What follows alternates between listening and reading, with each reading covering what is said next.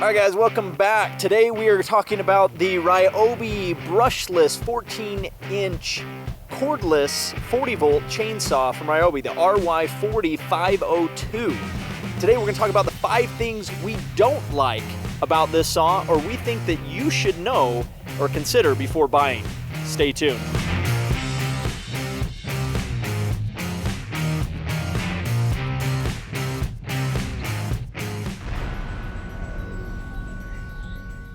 Alright guys, jumping into it right off the bat, one of the first things that we don't like about this saw is the fact that it is a plastic or largely plastic saw. Very common to the Ryobi tools is plastic, and one of the things we saw right away is right in the front you have these notches that on any other chainsaw or most other chainsaws is going to be metal. They're going to be metal hooks that allow you to really dig in and grab into whatever log or piece of tree that you're trying to cut down. And these are plastic. They did okay, but by and large, they just kind of slip right off. There's not much. There's really no reason for them, to be honest with you. You might as well just not have them. It's a swing and a miss. Swing and a miss. So plastic, number one thing, we just swing and a miss. The other thing that I don't like about it is it's supposed to have a variable speed, so when you put more load on it, it accelerates. Well, the problem is with that, unlike a gas chainsaw, is the gas chainsaw, I can get it to spin as fast as I want it to, where sometimes, for whatever reason, it just won't spin as fast as it can. And Bogs. But I mean, it'll cut through it, but it doesn't cut as fast, where I need it to spin really fast. Or you go to cut like a limb, and it just, instead of cutting fast, it cuts through it slow, where it should be spinning. So that's something that I found a bit annoying.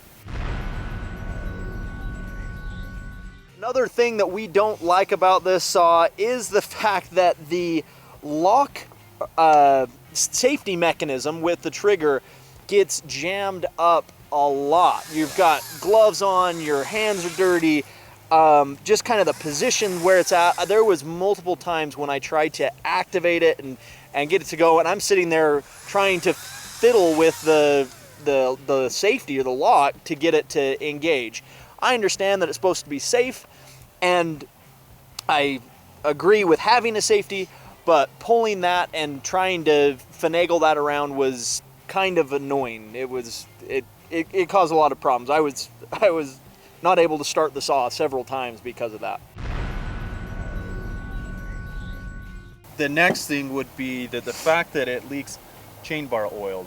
Now, leak is probably not the right word, but there's too much bar oil that gets spun down in the bottom of this, that if you leave it on your shop floor or back in your UTV, it leaks oil. Now, our gas one doesn't do that. So that's a bit annoying. I don't know if it's just because it's just giving too much oil on it, and I actually don't think that there's a way to adjust that or not. There might be, we haven't really looked into it, but just that's something that we noticed that's kind of annoying for me as well. And the last thing that we just don't like about this saw is, unfortunately, the runtime on these batteries is just not quite there. Having to carry, I mean, we did a full day and ran out of power with 5 batteries. So granted, we were cutting trees from this big to this big to a couple that were that big, and it was, I mean, we didn't cut a ton that were huge, but mostly were around this big, but it was almost non-stop. But I would have liked to seen better battery life, and again, you could have used better batteries potentially. They do have the 5 amp hour batteries that we could have used. These are the 94 watt hour batteries. We had 4 of the 94 watt and 1 of the 55 watt hour batteries, but even so, carrying large batteries, that many batteries, was just, yeah, it wasn't fun. So especially the fact that they only include the 55 watt hour battery, they include the smaller battery, I think is a big miss. They definitely should include a bigger battery for sure, because we ran through all 5 batteries before the day was over. To take a step back, though, you know, what we were doing was probably what most people aren't going to be doing. So we were hiking down off the top of a very large mountain, and so that's why we were carrying batteries. It just dawned on me that probably why are you carrying a bunch of batteries? So we had the batteries in our backpack, but we were hiking off the top of the mountain, and that does get heavy. But if you're working at home or somewhere where you have able to charge, charge, you probably do a little better than we did. But I'm with Logan. At the end of the day, you know, if it's a battery powered, we want the batteries to last longer and give us more power. That's I think that's most people with anything that's battery powered. So. All right, guys, that is our list of the 5 things we don't like or we think that you should consider before buying this chainsaw. Do you agree with our list, or do you think that there are other things that are worse or better about this tool?